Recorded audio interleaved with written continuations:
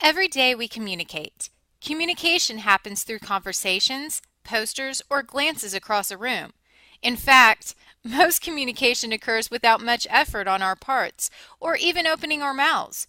In Module 1, we will take a look at the big picture of communication and examine its basic elements. Communication starts with an idea. To be able to communicate, we must have an idea, a notion, something we want to express, information to share, etc. Our past experiences, values, attitudes, knowledge, culture, feelings, all influence our ideas and the way that we interpret the ideas of others. These influences are our unique perceptions or the way we view things around us. Before ideas can be transmitted to another person or group, we must encode these ideas. Think back to your history classes or football. What does a group at war or a team do when they don't want the other side or team to understand? They place that information or team play into code. In other words, they encode the idea. Now that the idea is encoded, it's ready to be transmitted or sent to another person or group. The encoded idea is called the message. The message is sent to a receiver. This is just like in a football game. The receiver is to catch the football. A telephone has a receiver in which you are able to hear the person on the other end of the line. The receiver must then interpret the message by filtering the new information through their past experiences, culture, attitudes, values, knowledge, and feelings. This interpretation is called decoding the message. The sender needs to make sure that the receiver understood the message. Therefore, it is the receiver's job to convey a message back.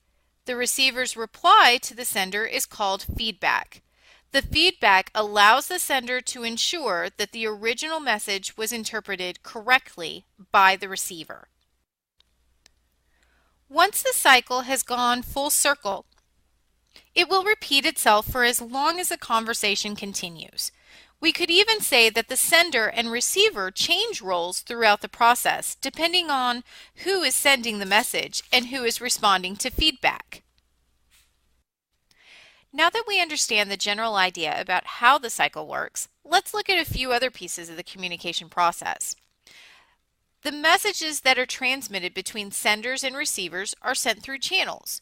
The channel essentially determines how the message will be sent. For example, if I wanted to tell someone hello, I could wave say hello or text hi to someone with my cell phone. The messages will be the same, however, the manner in which I chose to send it varies. Think about the decisions that you have to make if you want to give someone a present.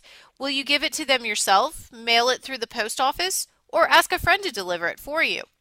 Messages can be sent through many channels. For example, speaking face-to-face, instant messaging, writing letters, making facial expressions, or even watching television.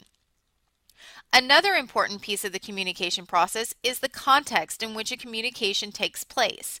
The context includes everything from the emotions of the communicators, the reasons for the communication taking place, and where the actual communication takes place. So far, we have looked at the communication process and how it works in ideal situations. However, sometimes the process is interrupted.